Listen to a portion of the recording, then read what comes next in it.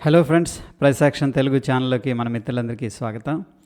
So friends, మనం technical analysis చేసేటప్పుడు యాక్చువల్గా ఏంటంటే మొమెంటంలోనే పార్టిసిపేట్ చేస్తూ ఉంటాం, కానీ పుల్ బ్యాక్ను కూడా మనం కన్సిడర్ చేసుకోవాలి. పుల్ బ్యాక్ వచ్చేటప్పుడు ఫిబొనాకీ లెవెల్ అనేది మనకు హెల్ప్ చేస్తుంది, క్యాండిల్ స్టిక్స్ హెల్ప్ చేస్తూ ఉంటాయి. ఓకే, ఒకసారి ఎగ్జాంపుల్గా ఈ స్టాక్ అనేది తీసుకున్నాను. సో బేసికల్గా మనం ఏం చేస్తాం, సపోర్ట్ మార్క్ చేస్తాం. ఇది సపోర్ట్ కదా, మార్కెట్ ఇక్కడ నుంచి కూడా బౌన్స్ అయి పైకి వెళ్ళింది. నేను ఏదైతే యారో మార్క్ చేస్తున్నానో అది సపోర్ట్ అని చెప్పేసి చెప్పుకోవచ్చు. మార్కెట్ పైకి వెళ్ళిన తర్వాత ప్రీవియస్గా మనకి ఏదైతే రెసిస్టెన్స్ ఉందో ఇది రెసిస్టెన్స్ లెవెల్గా మార్క్ చేస్తున్నాను. ఎందుకంటే ఇక్కడ నుంచి మార్కెట్ ఓపెన్ అయింది, పైకి వెళ్ళింది, కిందకి రావడం, మళ్ళీ అదే లెవెల్ని ఏంటంటే డైలీ టైం ఫ్రేమ్లో గ్యాప్ అప్ చేసి పైకి వెళ్ళారు, సిగ్నిఫికెంట్గా పైకి వెళ్ళారు. వెళ్ళిన తర్వాత సస్టైన్ అవ్వలేదు అంటారనమాట. అంటే ఏంటి, గ్యాప్ అప్ అయింది, పైకి వెళ్ళింది, కానీ ఎండ్ ఆఫ్ ది డే ఏమైందంటే లోపలికి వచ్చి క్లోజ్ అయిపోయింది. ఏదైతే రెసిస్టెన్స్ అనుకున్నామో దానికంటే దిగువన అనమాట. అది ఫ్రెండ్స్, ఇక్కడ అబ్జర్వ్ చేస్తే ఏదైతే ప్రీవియస్గా బాడీ ఉందో, ఇక్కడ చూడండి, నేను బాడీ నుంచి మార్క్ చేస్తున్నాను. ఇక్కడ బయర్స్ అనేవాళ్ళు స్ట్రాంగ్గా ఉన్నారు అని చెప్పేసి చెప్పుకోవచ్చు. ఎందుకంటున్నానంటే ఈ లెవెల్ దాటి ఏదైతే ఉందో 84, 60 అంటే రఫ్గా 85 దాటి కిందన ఒక బాడీ కూడా క్లోజ్ అవ్వలేదన్నమాట. ఓకే, సో ప్రతిసారి ఏం జరుగుతుంది అంటే ఈ జోన్కి వచ్చినప్పుడల్లా బై జరుగుతుంది. ఒకసారి, 2 సార్లు జరిగింది, 3, 4 సార్లు జరిగింది అనమాట. అంటే డెఫినెట్గా ఏంటంటే ఈ ఒక పర్టికులర్ స్టాకు 84, 82 ఈ మధ్యలో వస్తే మాత్రం బయర్స్ అనేవాళ్ళు పార్టిసిపేట్ చేస్తున్నారు అనేది మనకి ఈ విక్స్ ద్వారా తెలియటం అనేది జరుగుతుంది. సో నవంబర్ 21 ఒకసారి 1 అవర్ టైం ఫ్రేమ్కి వెళ్దాం, ప్రైస్ అనేది ఏం చెప్తుంది అనేది చూద్దాం అనమాట. సో ఇక్కడ కన్సోలిడేషన్ తీసుకుంది, పైకి వెళ్ళింది. కోర్స్ ఏంటంటే రెసిస్టెన్స్ని డైరెక్ట్గా గ్యాప్ అప్ చేసి ఆ 1 అవర్ క్యాండిల్ లోపలికి వచ్చేసింది, కాబట్టి అంత బయర్స్ స్ట్రాంగ్గా లేరు అని చెప్పేసి చెప్పుకోవచ్చు. ఇక ఎప్పుడైతే ప్రైస్ లోపలికి వచ్చిందో మనం అబ్జర్వ్ చేస్తే సిగ్నిఫికెంట్ రెడ్ క్యాండిల్ పడిన తర్వాత అన్నీ కూడా డోజీల ఫార్మేషన్లే జరుగుతూ ఉన్నాయి. సో జనరల్గా డోజీ ఫార్మేషన్ జరుగుతున్నాయంటే మనం ఏమర్థం చేసుకుంటామంటే, ఓకే, కన్సోలిడేషన్ జరుగుతుంది అండ్ ఎనీ మూమెంట్ అంటే మార్కెట్ మళ్ళీ అక్కడి నుంచి కూడా కిందకు వచ్చే అవకాశాలు ఉన్నాయి. ఓకే, జనరల్గా పాసిబిలిటీ ఉంది. బట్ చూడండి, ప్రైస్ని మనం అబ్జర్వ్ చేస్తే ఇక్కడ ఒక సాలిడ్ బయర్ వచ్చారని చెప్పేసి చెప్పుకోవచ్చు. ఎందుకంటే కంటిన్యూస్గా 1 అవర్ టైం ఫ్రేమ్ కదా, బయర్స్ అని వచ్చి బై చేసేసారు. అంటే ఇదంతా కూడా మనం ఏమంటామంటే ఎక్యుములేషన్ ప్రాసెస్ అంటాం. అంటే చాలామంది ఇక్కడ స్టేక్ అనేది బై చేస్తూ ఉన్నారు. ఫైనల్గా ఒక్కసారిగా ప్రైస్ని ఏం చేశారంటే పైకి పుష్ చేశారు. సో ఇక్కడ జరిగిన ఈ స్మాల్ కన్సోలిడేషన్ మొత్తాన్ని కూడా మనం ఏమంటామంటే ఎక్యుములేషన్ ప్రాసెస్ అంటాం. ఎనీహౌ ఇది డిమాండ్ అంటాం, ఇంకా సపోర్ట్ అంటాం, వాట్ ఎవర్ ద నేమ్. అక్కడ నుంచి స్టాక్ అనేది ఏమైందంటే సిగ్నిఫికెంట్గా పైకి వెళ్తుంది. చూడండి, ఇది మొత్తం డిలీట్ చేస్తున్నాను. ఒక స్టాక్ అనేది సపోర్ట్ క్రియేట్ చేసింది, ఇది లో అనమాట. ఓకే, దాని తర్వాత ఇది హై. ఇప్పుడు మనం ఏం చేయొచ్చు అంటే సింపుల్ ఫిబొనాకీ టూల్ అనేది తీసుకొని ఈ లో నుంచి హైకి మార్క్ చేస్తే మనకి ఇంపార్టెంట్ సపోర్ట్ లెవెల్స్ అనేది రావడం జరుగుతుంది. చూడండి, నేను ఏం చేస్తున్నానంటే హైకి లోకి మార్క్ చేశాను. చూడండి, ఇక్కడ జనరల్గా ఏంటంటే మనకి 61.8 అనేది వెరీ వెరీ ఇంపార్టెంట్ సపోర్ట్. కొద్దిగా వీక్గా ఉందనుకోండి 786 దాకా కూడా వచ్చే అవకాశం ఉంది. సో ఈ కేసులో ఏం జరిగిందంటే 61.8 దగ్గర సిగ్నిఫికెంట్గా బాయింగ్ యాక్టివిటీ అనేది జరిగింది. అక్కడ నుంచి మళ్ళీ స్టాక్ అనేది పైకి వెళ్ళటం జరిగింది. అయితే ఫ్రెండ్స్, ప్రీవియస్గా మనకి ఏంటంటే ఇది రెసిస్టెన్స్ అనుకున్నాం కదా, ఇక్కడ ఎవరైతే సెల్లర్స్ ఉన్నారో, ఫర్ ఎగ్జాంపుల్ ఇక్కడ మనమే సెల్ చేద్దామని రెసిస్టెన్స్ క్రియేట్ చేసాం. 99 వస్తే సెల్ చేద్దాం, 100 వస్తే సెల్ చేద్దామని. బట్ గ్యాప్ అప్ అయింది అండ్ పైకి కూడా వెళ్ళాడు, కాబట్టి ప్రాబబ్లీ ఇక్కడ ఎవరైతే సెల్లర్స్ ఉన్నారో వాళ్ళు కొంచెం భయపడే అవకాశం ఉంది. వాళ్ళ ఆర్డర్స్ ప్రాబబ్లీ ఏంటంటే ఈ క్యాండిల్లో కొంతవరకు ఎగ్జిట్ అయిపోయి ఉంటాయి కదా, అంటే ఈ అబ్జార్బ్ చేసుకొని ఉంటారు బయర్స్ అని చెప్పేసి చెప్పుకోవచ్చు. దాని తర్వాత మనకి నెక్స్ట్ హై అనేది క్రియేట్ అయింది. ఇది నెక్స్ట్ ఉన్న ఇమీడియట్ రెసిస్టెన్స్ అని చెప్పేసి చెప్పుకోవచ్చు. సో డైలీ టైం ఫ్రేమ్లో మనం చూస్తే మళ్ళీ ఏమైందంటే చిన్నగా పైకి వెళ్ళింది. ఇది ఇక్కడ సపోర్ట్ అనేది తీసుకుంది కదా, ఇక్కడ నుంచి పైకి వెళ్ళి సేమ్ లెవెల్ దగ్గర మళ్ళీ పైకి వెళ్ళింది. ఇంట్రాడేలో మళ్ళీ సెల్లర్స్ వచ్చారు.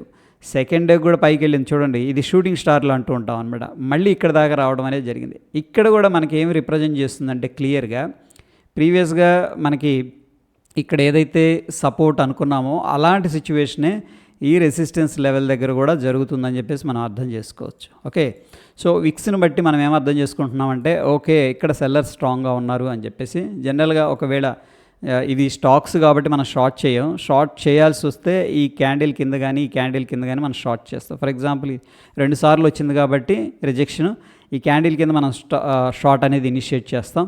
దాని తర్వాత కొద్దిగా పైకి వెళ్ళింది, దట్స్ ఓకే, మనకు స్టాప్ లాస్ పైన ఉంటుంది, అక్కడ నుంచి కిందకి రావడం అనేది జరిగింది. బట్ ఫ్రెండ్స్ ఇక్కడ మనం అబ్జర్వ్ చేసినట్టయితే స్టాక్ అనేది ఎలా వెళుతూ ఉందంటే ఒక హై ఫార్మేషన్లో వెళుతుంది. గమనించారో లేదో ఇక్కడ చూడండి, హైలో వెళ్ళింది. అండ్ ఇంపార్టెంట్ రెసిస్టెన్స్ లెవెల్స్ను కూడా చక్కగా బ్రేక్ చేసుకుంటూ వెళుతూ ఉంది. సో ఎనీహౌ టెక్స్ట్ మనం చూసుకున్నట్టు కాంటెక్స్ట్ అనేది ఇక్కడ రెసిస్టెన్స్ అనేది బ్రేక్అవుట్ అయ్యి ప్రయత్నం చేశాడు 2 times. బట్ కిందకు వచ్చినప్పుడు మనం ఏంటంటే ఇంకా అలాగే జీరో అయిపోదు కదా, ఏదో ఒక పాయింట్ దగ్గర అయితే డెఫినెట్గా సపోర్ట్ తీసుకుంటుంది. ఆ పాయింట్ ఏంటి అనేది మనం ఐడెంటిఫై చేయడానికి సింపుల్గా ఫిబొనాకీ టూల్ అనేది యూస్ చేసుకోవచ్చు. రీసెంట్గా ఏదైతే స్వింగ్ ఉందో ఈ స్వింగ్ లో నుంచి మనం ఈ యొక్క స్వింగ్ హైకి మార్క్ చేసేసుకున్నాం అనుకోండి, మనకి important resistance and support levels రావడం జరుగుతుంది. బట్ అగైన్ మన కింద నుంచి పైకి డ్రా చేస్తున్నామంటే సపోర్ట్ వెతుకుతున్నాం అనమాట, రెసిస్టెన్స్ కాదు. మనం మార్కెట్ డ్రాప్ అవుతూ ఏ పాయింట్ దగ్గర సపోర్ట్ తీసుకోవచ్చు అన్న విషయానికి వస్తే జనరల్గా 61.8, ఓకే, అది జనరల్గా ఎక్కువగా సపోర్ట్ తీసుకుంటూ ఉంటుంది. బట్ ఈ కేసులో ఏం జరిగిందంటే కొంచెం వీక్గా ఉంది కాబట్టి 78.6% రిట్రేస్మెంట్ అనేది ఎగ్జాక్ట్గా తీసుకోవడం జరిగింది. సో ఎనీహౌ ఇది ఫిబొనాకీ లెవెల్స్ అని చెప్పేసి చెప్పుకోవచ్చు. అట్ ద సేమ్ టైం మార్కెట్ని మనం అబ్జర్వ్ చేస్తే ప్రీవియస్గా పుల్ బ్యాక్ తీసుకొని ఈ లెవెల్ నుంచి కూడా మళ్ళీ బౌన్స్ అయిందనమాట. అంటే ప్రీవియస్గా పైకి వెళ్ళింది, మళ్ళీ కిందకు వచ్చి స్ట్రాంగ్గా అక్కడి నుంచి సపోర్ట్ తీసుకుంది. సో ఎగ్జాక్ట్గా అదే లెవెల్ దగ్గర అంటే ప్రీవియస్గా ఏదైతే సపోర్ట్ ఉందో ఆ జోన్లోకి వచ్చి వెంటనే బయర్స్ యాక్టివేట్ అయ్యారని చెప్పేసి మనకి ఇక్కడ విక్స్ అనేది చెప్తుంది. ఒకసారి మనం ఏం చేద్దామంటే 1 hour టైం ఫ్రేమ్కి వెళ్దాం, ఎగ్జాక్ట్గా ఏం జరిగింది ఇక్కడ అనేది చూడండి. ఇదంతా కూడా డిమాండ్ జోన్ అని చెప్పేసి చెప్పుకోవచ్చు, సపోర్ట్ అనుకోవచ్చు. లేకపోతే మార్కెట్ ఇక్కడికి వస్తుంది, న్యూట్రల్ క్యాండిల్ ఫార్మేషన్ జరుగుతుంది. ఫైనల్గా అగైన్ ఏంటంటే సాలిడ్ క్యాండిల్స్ అనేది ఇక్కడ కనిపించినాయి. అంటే ఇక్కడ జరిగిన ప్రాసెస్ని మనం ఏమంటామంటే అక్యుములేషన్ ప్రాసెస్ అనుకోవచ్చు. ఎందుకంటే ఇక్కడ స్ట్రాంగ్ క్యాండిల్స్ ఫార్మేషన్ జరుగుతున్నాయి. ఫస్ట్ ఏంటంటే స్మాల్ కన్సోలిడేషన్ జరిగింది, ఆ కన్సోలిడేషన్ మొత్తాన్ని బ్రేక్అవుట్ చేసుకొని బిగ్ క్యాండిల్ వస్తుందంటే ఇక్కడ జరిగిన దీని మొత్తాన్ని కూడా అక్యుములేషన్ ప్రాసెస్ అంటాం. ఓకే, ఎనీహౌ మనకి ఫిబొనాకీ సపోర్ట్ ఉంది అక్కడ 78.6 లెవెల్. అండ్ స్ట్రక్చరల్గా క్యాండిల్ స్టిక్స్ కూడా వీక్ అయ్యాయి అండ్ బయర్స్ యాక్టివిటీ కనిపిస్తుంది. కాబట్టి మనం లోవర్ టైం ఫ్రేమ్స్లోకి స్విచ్ చేసుకొని రీసెంట్గా ఏవైతే రెసిస్టెన్స్ లెవెల్స్ ఉన్నాయో ఇది important resistance levels lower time ఫ్రేమ్స్లో, ఓకే, ఆ లెవెల్స్ బ్రేక్అవుట్ జరిగినప్పుడు మనం ఎంట్రీస్ అనేది కూడా ప్లాన్ చేసుకోవచ్చు. ఇది కంప్లీట్గా based on the simple Fibonacci tool and support resistance అనమాట. సో బ్రేక్అవుట్ చేసుకుంది చక్కగా, అక్కడి నుంచి కూడా సిగ్నిఫికెంట్గా వెళ్తూ ఉంది. అది ఫ్రెండ్స్ ఇమీడియట్గా ఏంటంటే మనకి డౌట్ రావచ్చు, నెక్స్ట్ మరి ఎక్కడ దాకా వెళ్ళొచ్చు అని చెప్పేసి. జనరల్గా ఏంటంటే చాలామంది చేసే మిస్టేకు ప్రీవియస్ రెసిస్టెన్స్ని ఇమీడియట్గా టార్గెట్ అనుకుంటారు. కానీ ఫ్రెండ్స్ అక్కడ ఏంటంటే మనం ఫిబొనాకీ ఎక్స్టెన్షన్ అనేది కనుక పర్ఫెక్ట్గా యూజ్ చేసుకోగలిగితే మనకి దానికంటే కూడా బెటరు టార్గెట్స్ అనేది రావడం జరుగుతుంది. సో ఇదన్నమాట చూడండి, ప్రీవియస్గా రెసిస్టెన్స్ లెవెల్ దగ్గర ఆగాలని రూల్ ఏం లేదు. ఓకే, జనరల్గా అది రెసిస్టెన్సే. లోవర్ టైం ఫ్రేమ్లో లైక్ 5 minutesలో 2 minutesలో కొద్దిగా రియాక్షన్ ఉంటుంది, ఎందుకంటే అది రెసిస్టెన్స్ కాబట్టి సెల్లర్స్ ఉంటారు అక్కడ. బట్ బిగ్ పిక్చర్లో ఏంటంటే అది రెసిస్టెన్స్ అనుకోండి, ప్రతిసారి స్టాకు అదే లెవెల్ దగ్గర ఆగిపోతే ఎలాగా?